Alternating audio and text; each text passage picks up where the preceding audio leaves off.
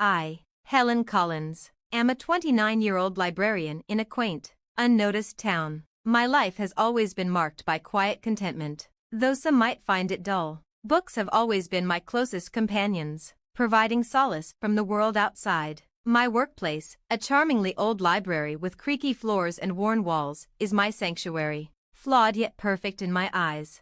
Every morning at 8 a.m., I unlock the doors, turn on the lights, and relish the familiar aroma of paper and ink. My life follows a comforting rhythm that never feels monotonous. I lost my parents early in life, and my grandmother lovingly raised me, nurturing my passion for books. Now, I live alone, no siblings, no extended family, just me and my small, quiet world. Morning, Helen. Mr. Jenkins, a loyal visitor, greets me each day. He's an elderly gentleman with a love for history. I smile back, telling him about the new history books we received. My days are filled with familiar faces, children looking for school books, Mrs. Harris seeking romance novels, and Mr. Thompson browsing the science fiction aisle. My life is simple and predictable, but I find comfort in it. Then everything changes the day Jack walks into my world. Unlike most patrons, Jack doesn't quite fit in. His sharp suit and confident demeanor make him stand out. "Can you help me find a book?" he asks, his voice smooth. "Certainly. What are you looking for?" I reply, trying to stay composed. "The Great Gatsby," he says. I lead him to the classics, and as I hand him the book, our hands touch for a moment. It's brief but leaves an impression. "Thanks, Helen," he says, glancing at my name tag. "I'm Jack. Nice to meet you." And just like that, my life shifts, a brief moment sparking what I believe to be a timeless love. Yet life doesn't come with instructions, and some lessons I would learn are hard-earned. After that day, Jack visits the library frequently. Despite not being the typical bookworm, he consistently seeks recommendations, sparking longer conversations. One day, as I struggle with a heavy box, he offers to help. I learn that Jack is involved in his family's real estate business, and we bond easily. For the first time, I feel like someone genuinely cares about me. Then, he surprises me one day. "Helen, would you like to have dinner with me tonight?" "Like a date?" I ask, caught off guard. He smiles. "Yes, a date." Though nervous, there's something in me that wants to say yes. "All right," I reply, keeping my voice steady.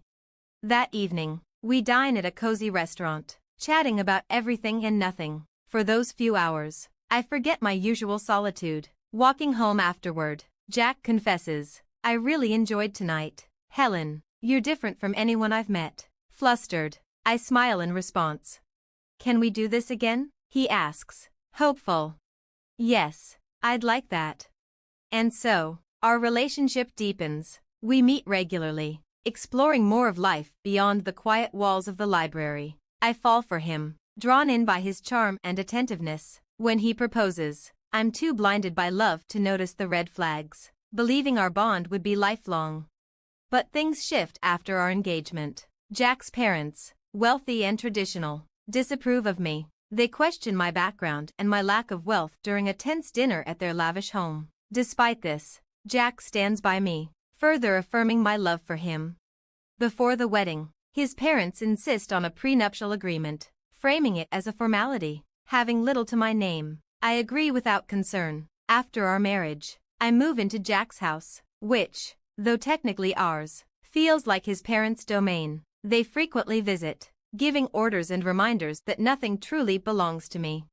Jack, too, starts to change. He becomes distant, even joining in his parents' taunts. One evening, when I seek his opinion on an outfit, he laughs. "This one makes you look less plain." His words sting, and I realize he's different around his parents, supportive one moment, critical the next.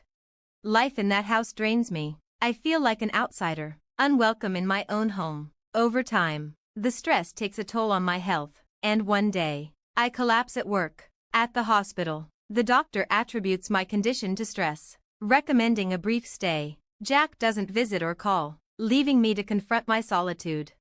Unexpectedly, a notary arrives with surprising news, An aunt I'd almost forgotten about has left me a substantial inheritance of $30 million. I go from being the modest librarian to someone wealthy overnight. When Jack and his family find out, their attitudes change instantly.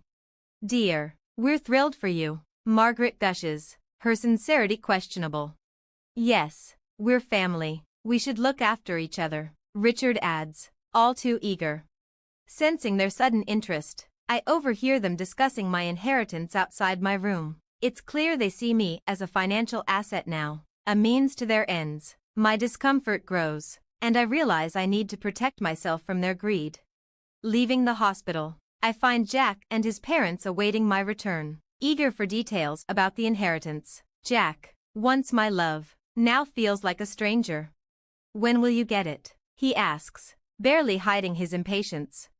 Understanding their motives, I respond coldly, "Soon, but it's none of your concern." Ignoring my resolve, Jack starts talking about marital rights to my inheritance. That night, surrounded by their feigned warmth and thinly veiled greed, I know it's time to break free from this toxic cycle. I must reclaim my life and make choices on my own terms. Restless that night, I sat down and meticulously recorded every instance of cruelty and manipulation from Jack and his parents. By morning, I was armed with solid evidence and went straight to see a lawyer. After reading through the prenuptial agreement, he assured me that my assets were safe. I felt empowered for the first time, ready to take back control of my life. When I returned home, Jack and his parents were seated in the living room, wearing strained smiles. "There she is, our resilient Helen," Richard greeted, his smile insincere. I took a deep breath, bracing myself. "I have something to say," I announced with steady resolve. The room fell silent, eyes on me as I declared, "I'm filing for divorce." The shock was instant. Margaret's face contorted with rage as she threatened to take a portion of my inheritance. With calm confidence, I pulled the prenuptial agreement from my purse. "Actually, you can't. This states that neither of us is entitled to the other's assets in case of divorce." Their expressions turned to shock, and for once, I held all the power. "I'm leaving, and I don't want to hear from any of you," I said firmly, as I walked out of that house. Their angry shouts faded behind me. It was incredibly hard, but as I drove away, I felt an overwhelming sense of freedom. It was as if years of weight had finally lifted. Moving forward, I rented a modest apartment in the city. It wasn't grand, but it was my space, free from judgment and manipulation. While the divorce proceedings continued, I began to feel stronger and more at peace.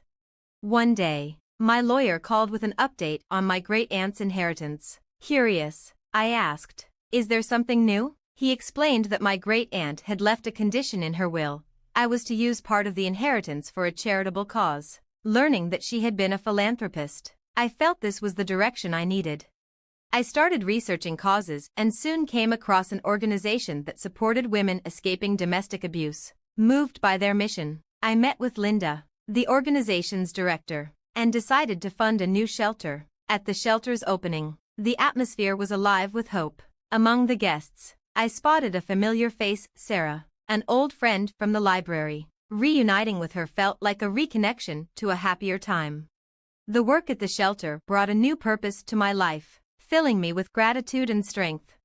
Then, unexpectedly, I received a call from Jack. His number was one I hadn't seen in a while, and despite my mixed feelings, I answered. "Hello, Jack." He requested a meeting, claiming he'd made a mistake and wanted a second chance. We met at a quiet coffee shop, where he appeared defeated, a shadow of his once confident self. "Helen, I've realized how much I need you," he confessed, his voice filled with regret, but all I felt was anger and disgust. "Why now, Jack?" I questioned coldly. His eyes fell. "My parents controlled everything. They drove us apart. I was weak, but I've changed." I shook my head. "You let them belittle me, Jack. You joined in." He reached out, but I pulled away. "It's too late. I feel nothing for you, nothing but contempt." Jack's expression fell as he saw the finality in my words. "I understand," he muttered, standing up. I walked away, feeling a wave of closure and relief. The next day, I attended an event at the shelter. A local artist had donated a sculpture. And as it was unveiled, a figure of a woman reaching upward, symbolizing hope and resilience, the crowd erupted in applause. Standing with people who truly supported me, I felt a profound sense of belonging. Linda approached me, smiling. "Helen, this is just the start. There's so much more we can accomplish." I knew she was right. This was the beginning of a meaningful life, and I was fully ready to embrace it. My life at the shelter was fulfilling, filled with new challenges and small victories. I even signed up for self-defense classes, something I never would have imagined before. Day by day, my confidence grew, and I felt truly in charge of my own path. One afternoon, as I left the shelter, I spotted a car outside. To my surprise, Margaret stepped out, her tone unexpectedly soft as she said, "Helen, I need to speak with you." I looked at her, my voice steady. "I have nothing to say to you, Margaret," and with that, I turned and walked away, resolute in my decision to leave that part of my life behind. I replied, my voice firm and calm, "All right, Margaret, go ahead." She looked at me, her expression softened by regret. "I see now how terribly we treated you," she admitted, her voice pleading. I hesitated, my mind split between old memories and the woman standing before me. "What is it that you want, Margaret?" I asked, my tone guarded. She sighed, visibly emotional. "I'm sorry, Helen. I know I made your life miserable, and because of it, I've lost my son. I don't want to lose you too. You were like the daughter I never had," she said, her voice quivering. I could see the sincerity, but the scars she left ran deep. "Margaret, you put me through so much pain," I replied, unmoved. "An apology won't erase that. I've moved on, and you should too." She reached out as if to bridge the gap, but I took a step back. "Please, Helen," she whispered, her voice cracking. "I know I can't undo what happened, but I want to try to make things right." I shook my head, resolved. "It's too late for that, Margaret. Goodbye." I walked away, feeling her eyes on me but refusing to turn back. I'd come too far to look back now. The following day, a letter arrived from Jack's lawyer. He was trying to challenge the divorce settlement. It didn't surprise me, but I was prepared. Meeting with my lawyer, Rachel, she reassured me. "He's got nothing to stand on, Helen. The prenuptial agreement covers everything. This is just a scare tactic." I nodded. "I'm done being intimidated by him. Let's handle this." When the court day came, I entered with confidence. Jack and his lawyer were already there, and our eyes met briefly. For a moment, I saw a glimpse of the Jack I once knew, but it quickly disappeared. The judge listened to both sides before confirming the validity of our prenuptial agreement. Dismissing Jack's claims, relief and victory washed over me. Afterward, Jack approached, his voice low with remorse. "Helen, I was wrong," he admitted.